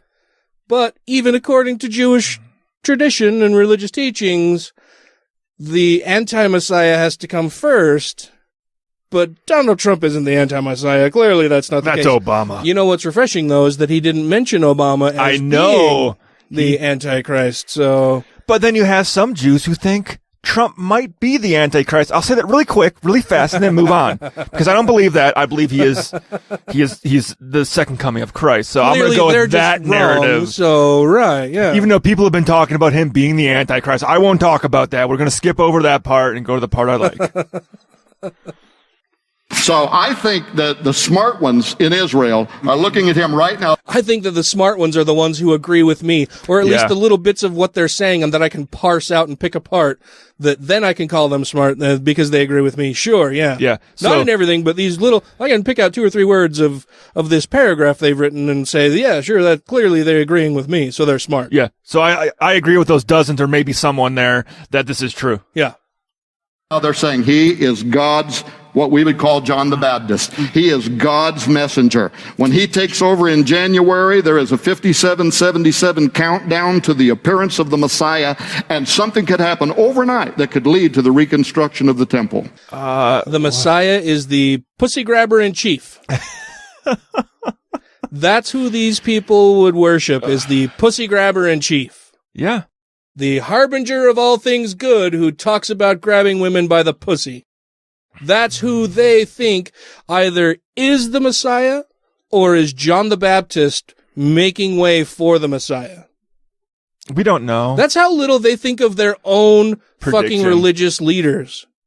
Of the people that they venerate and worship and choose to follow around. That, sure, Jesus may have had some problems, he did, he hung out with curse whores. a tree when it wasn't supposed to be, actually bearing fruit or anything. And he said that he didn't come to unite people, he came to divide people, and he brings a sword and all that. Sure, he had some problems. It's a lot like Donald Trump saying you grab women by the pussy. It's the same thing, really. Yeah. Build nukes. It's the same thing. Yeah. Grab women by the pussy, hit a tree with it's the same thing, people. Come on. So Jesus was supposed to be perfect. Well, yeah, he was perfect. He had faults, though. He's perfect, but he had faults. Because he was a man, but he was a God-man. Yeah, but he had perfect faults. This is perfectly broken. Jeez. It broke perfectly in half. Well, way back when, the Muslim religion, the Christian religion were the competing ones. They were both Abrahamic in way of believing in Jesus. They believed Jesus was the son of, Christians believe Jesus was the son of God, and they believe no, Jesus was real. He was a prophet of God. He's not the son of God. And we also believe Muhammad was another prophet for God. Yeah. Who rode a winged horse to heaven. Yeah. So they were like, whoa, whoa, whoa.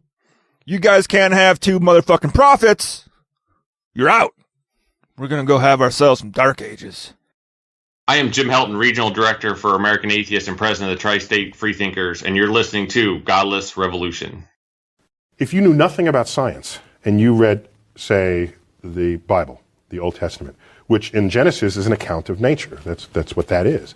And I said to you, give me your description of the natural world based only on this. You would say the world was created in 6 days and that stars are just little points of light, much lesser than the sun. And in fact, they can fall out of the sky, right? Because that's what happens during Revelation. One of the signs that the second coming is that the stars will fall out of the sky and land on earth. To even write that means you don't know what those things are. Everybody who tried to make proclamations about the physical universe based on Bible passages got the wrong answer. So what happened was, when science discovers things and you want to stay religious, or you want to continue to believe that the Bible is unerring, what you would do is, you would say, well, let me go back to the Bible and reinterpret it. Then you'd say things like, oh, they didn't really mean that literally, they meant that figuratively. Rejoining the Godless Revolution podcast now. Well, Ken Ham thinks we need to get our facts right. Well, Ken Ham needs to get facts. But didn't you know, Ryan, that dinosaurs were on the Ark? Well, I believe that's complete bullshit. You don't think dinosaurs were on the Ark? No, dinosaurs died out millions of years before humans even walked this planet. No.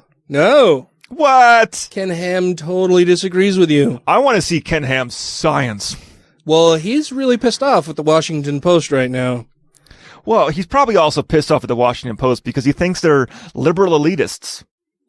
Well, he's pissed off at the Washington Post because he's saying that they are incorrectly reporting that he believes dinosaurs were wiped out by the biblical flood. Of course, because he's got dinosaurs on the Ark. But why? Good question. I don't know why he has dinosaurs on the Ark.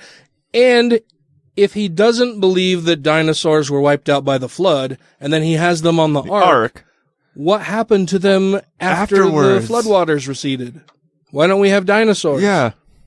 Where'd they all go? I mean, you would think... I want a cute little dinosaur doggy. Yeah. I want a dino. Fuck that, I'm getting a velociraptor. In fact, Ham is correct. This comes from Raw Story. One of the Ark Encounter's main selling points as a tourist attraction are the fake dinosaurs the people encounter as they tour it. The dinosaurs are in the museum because Ham believes Noah brought them with him to rescue them from God's wrath. And then it has a few of Ken Ham's tweets here. The first one says, New Year's resolution, how about media like Washington Post resolved to research and write accurate articles, not like WashingtonPost.com national/health, where they're apparently taking Ken Ham to task for saying that the dinosaurs died out. Technically, the dinosaurs died out in the flood. all but two would have been. All but two? Well, yeah. He didn't take 50 dinosaurs on there. Each kind? Yeah. How many kinds of dinosaurs? Well, dinosaur is a kind. Just like a bird is a kind. A deer is a kind. But a kind of what? Like a four-legged animal? He should just went that far and built a mini ark and he's like, there's my four-legged animal, there's my two-legged animal, there's my flying animal, there's my swimming animal. Done. There's our That's four how kinds. They put them all on there. Yeah, I would like to know the kinds that he splits these into. And then he has another tweet that says, I challenge Washington Post to show one instance where Ark Encounter supposedly says dinos died out during flood. Because they don't say that. We don't say they died out in the flood. We say that they were on the Ark and then died later. As Ken Ham's running around the Ark Encounter putting pieces of paper saying this is incorrect now over when they said that they died in the flood. We had to bring them so they wouldn't die. I thought he did say that at one point, though. What? That they died out in the flood, that they didn't make it onto the Ark because I thought he said, Okay, so in the whole realm of his thing, because in the Creation Museum, he's got dinosaurs with Adam and Eve. And he says that the reason why dinosaurs and humans were able to live together is because before the fall of man, everyone was vegetarian. But after Eve sinned, that's when the animals that eat flesh. Huh. And I thought way back when he had said that's why dinosaurs were wiped out was because of sin. I guess so.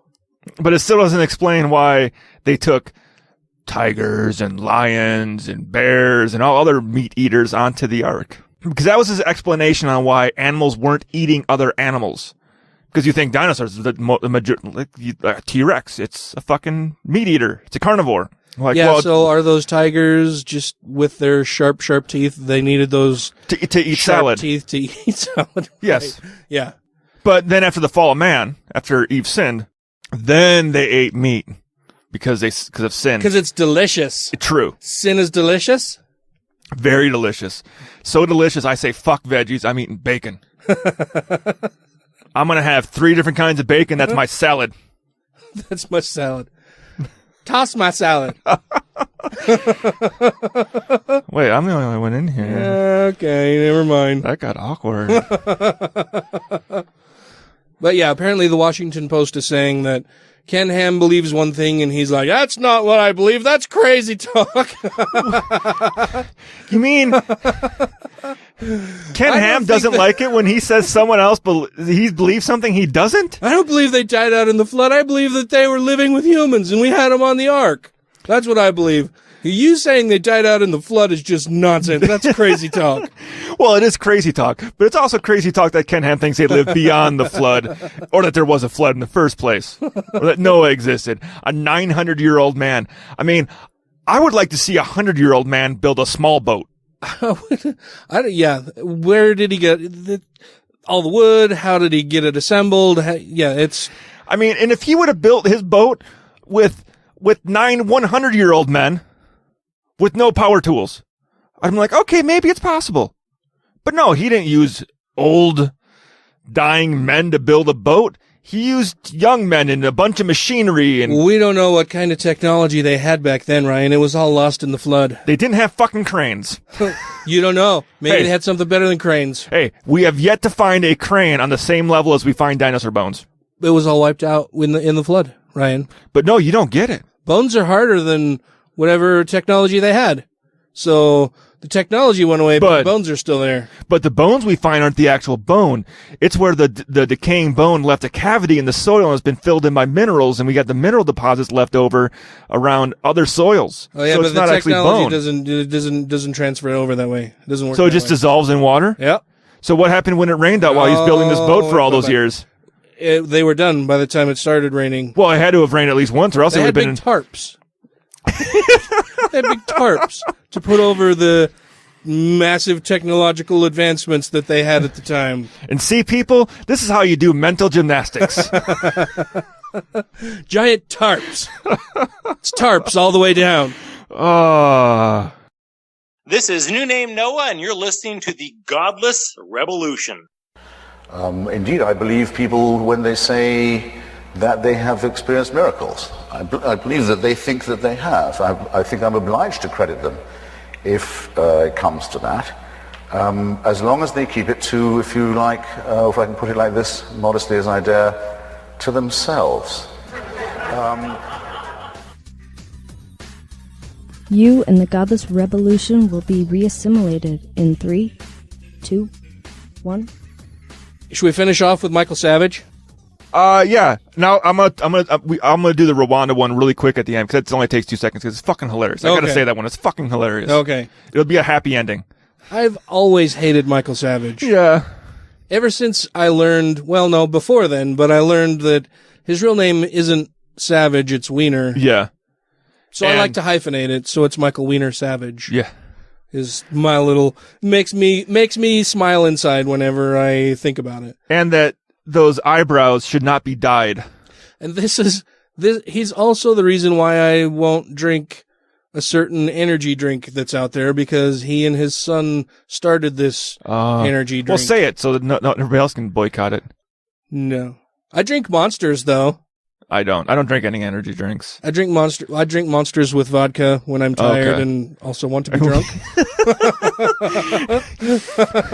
When I'm already drunk but don't want to fall asleep yet. That's right. There's much more of the night to be partied too, and I need to be around for that. Yes. So, on an episode of his radio program posted online, Michael Savage declared that Donald Trump's election has relieved his concerns about his future and the future of the country.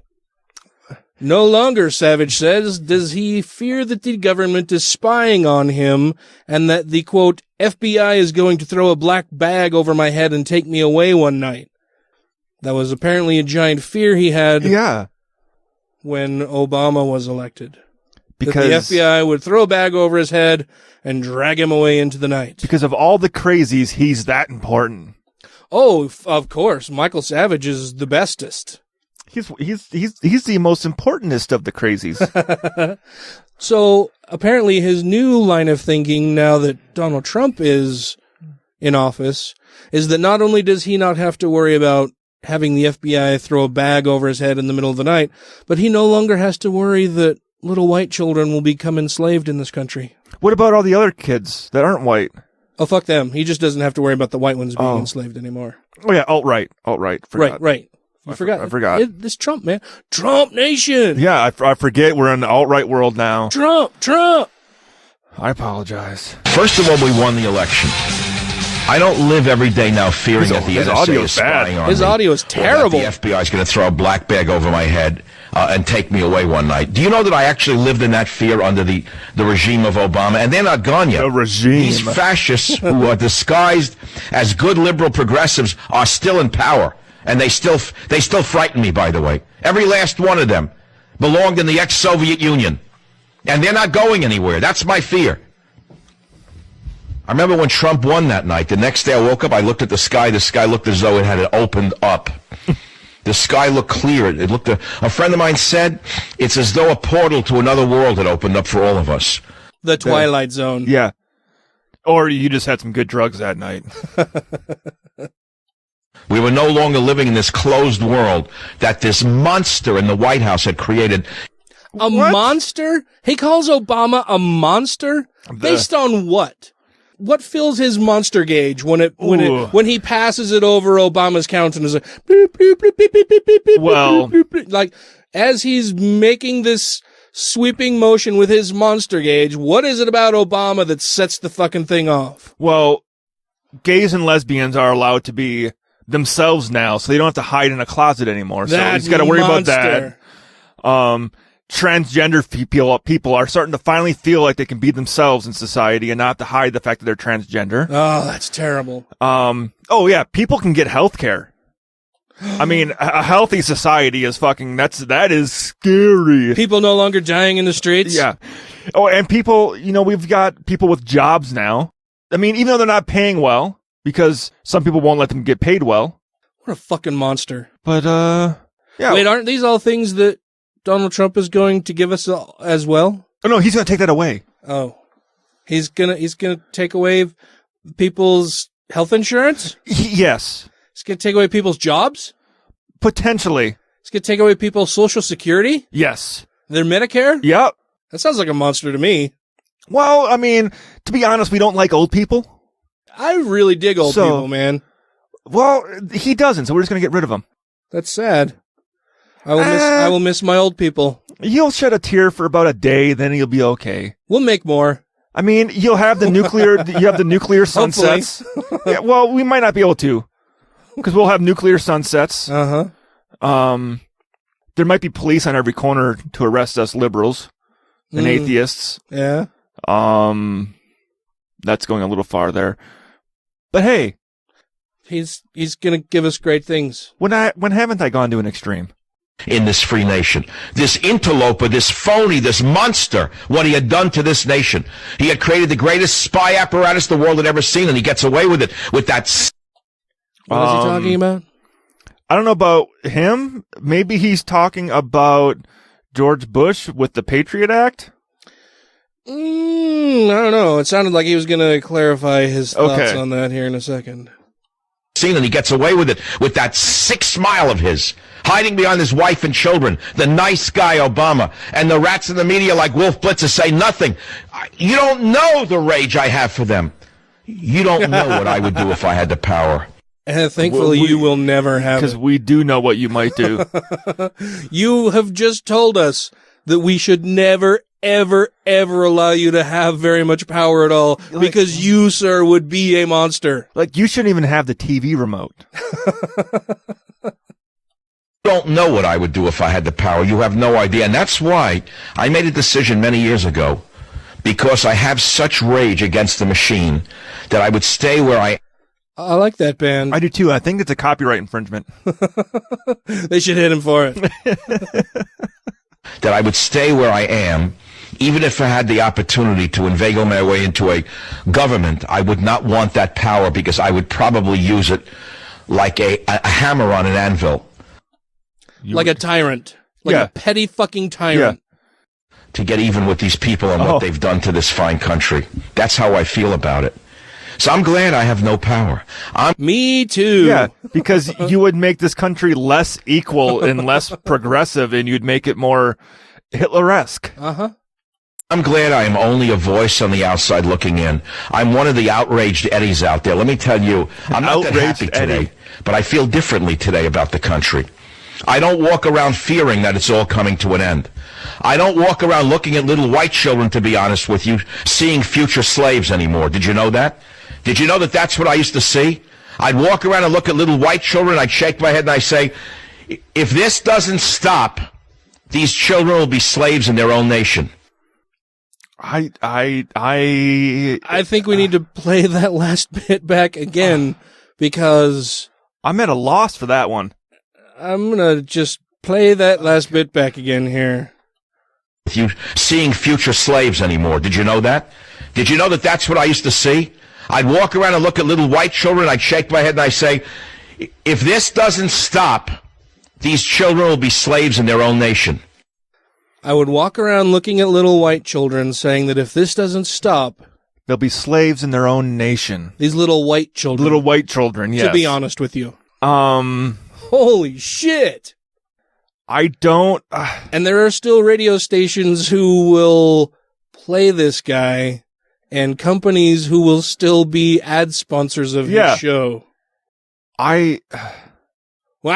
I'm going to have to put this one out on our page, because that was just flat out overt fucking racism. Oh, yeah. There. Because it wasn't just saying, I see children and I think they're going to be slaves in their own country. No, it's white children. Yeah, he went out of his way to say white children twice. To be honest with you. And how does he, I mean, I'm wondering where he's coming from, how he saw them as becoming a slave. Well, and as if, you know, in all of our minds, as we've listened to this clown over the years, that we didn't know that he was a racist dickhole. Yeah. Right? He has to say, little white children, to be honest with you. If I'm being honest, I have to be honest and tell you that I'm a racist fucking asshole. And I love the alt-right. Oh, jeez. Not me, him. I was speaking as Michael Savage there. Yeah, I'm going to have to throw that one out on the page, because that was... wow! Yeah. If you have questions, comments, concerns, compliments, corrections, or concepts for content, contact the show via email at godlessrevolution@gmail.com, by text or voicemail at 330-81-REBEL, or Twitter the twatter at TGI Podcast. Thanks, bitches. I thought this was funny. Yeah? I thought this was really funny. I also like the game of football, or as we call it here in America, soccer. That's what it is. That's what it is. It's soccer. Okay, soccer. Makes more sense to call it football, though, because you can only use your foot on the ball. Unless you're the goalie. Or you can use your head. See, I played goalie. Why don't they call it foothead ball? Or head football. Or body ball, because you can use everything but your hands. Head football sounds like a porn title. So what is this story about the footballers? Oh, so in I almost said Rwanda. Now I'm going to fuck it up again. Rwanda! They made a movie about the hotels there. In Rwanda, they've been having an issue with voodoo. Oh, really? Yeah. So they've had to outlaw voodoo in soccer games after this place specifically. And the funny thing is I was looking at more of these clips and looking at YouTube videos. It's not in this one, but they literally have a guy sitting on the sideline in the voodoo garb with like a fire going on that's doing all these like chants on the sideline. It's like that's their mascot, their voodoo mascot. They got their own witch doctor on the sideline. Yeah. So in this game, a player goes in for a header and he heads the ball off the crossbar and it doesn't go in. So what the player did next was he ran back to the goal, grabbed a chunk of grass that was touching the goal, the side post, ran back to the sideline, handed the grass to a guy in the sideline as he's trying to be stopped. Players are trying to stop him from doing this from the other team. Hands it off. They give the grass to their voodoo guy. To the witch doctor. They go out and continue playing. A few minutes later, same exact play. He heads the ball in. So they are attributing this goal to the witch doctor. Well, it's not just a coincidence, Ryan. I mean, clearly he picked up the grass, he gave it to the witch doctor. The witch doctor, blessed it, did whatever voodoo he's going to do, the voodoo that he does so well, and then they got the goal. Well, now it's banned. No more witch doctors. No more witch doctors at the games. No more voodoo. You have to do your voodoo in secret. And apparently, it says coaches and players can face a steep fine and bans if found guilty of using witchcraft per the Rwanda. I'm going to keep fucking that up. New Times. If a team is found guilty, they face 3-point deductions and a fine of $600. Because I'm not going to say what their money currency is because it's just outrageous. 500,000 Rwandan francs, or about $600. That math has got to be horrible if you're going over there for vacation. But yeah, I just thought that was kind of hilarious that the practice of voodoo and having witch doctors on your sideline is now banned. So it's really funny. The story ends with, it says, here's FERWAFA, which is the Rwandan Federal Football Federation or something or other. So here's FERWAFA Vice President Vedaste Kayiranga. I wouldn't even try. I'm sure I butchered that. Sorry, Mr. Vedaste Kayiranga. Via the New York Times, quote, since there is no scientific way to prove the use of witchcraft, these measures will base upon reports from match officials, and anything that is deemed to incite witchcraft will be put under consideration. Since there's no scientific way to prove it, we'll just have to go on hearsay with what people think might incite witchcraft, because clearly witchcraft is a thing. We can't prove it scientifically, but we'll just have to go with our best guesses. I saw Major League. It's real. Oh man. So on that bombshell, like I said, about wraps it up. No more witchcraft or voodoo. No. In the Rwandan footballs. It was entertaining while it lasted. You're going to have to rely on your skill alone, my friends. And go out there and practice. No gods to help you anymore. How would they handle, like, Christian prayer? Wouldn't that be some kind of form of voodoo? Yeah. They're trying to get a deity to interfere with the game. To intervene, yeah. Can't do that. NFL needs to ban Christianity. No more praying, because clearly it's influencing our games. You keep asking God to let you win. That's funny, right? Like, why wouldn't they do that? Why wouldn't, if they honestly believed that it had any impact at all, why wouldn't they say, no, you can't do that, it's unfair? Because they know it's bullshit. That's a topic we'll have to explore in a future episode. Well, thank you all very much for tuning in. We will have some things in the future to announce. Yes. We were maybe going to do it tonight, but we're not going to. So, meh. Except for the website. You can go and look at the website. Yeah. That'll be fun for you and me. Let me know what you think. If you have any ideas, what other content would you like to see out there? Let me know. You can send us an email now. You can send me an email at dan@godlessrevolution.com. Or you can send Ryan an email. At ryan@godlessrevolution.com. Or you can send Matt an email, and then we'll teach him how to use it. Yeah. Very soon. And you may get a reply. I mean, if you don't want Dan to know what you're saying, you can send it to me or Matt, or just me, because Matt will. If you send it to Matt, no one will ever know what you said. And yeah, sure, certainly, we're not going to share the information that you send to us with the other, co-hosts of the show. So, sure, If you want to just heap praise on Ryan alone, then please send him emails. If you like my witty banter and fucking up on words.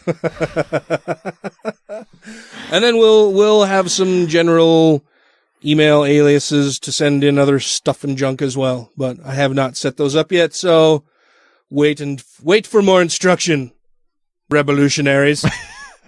Until next week, thank you all very much for listening, and we'll chat at you later. Love you. All right. My voice is all fucked.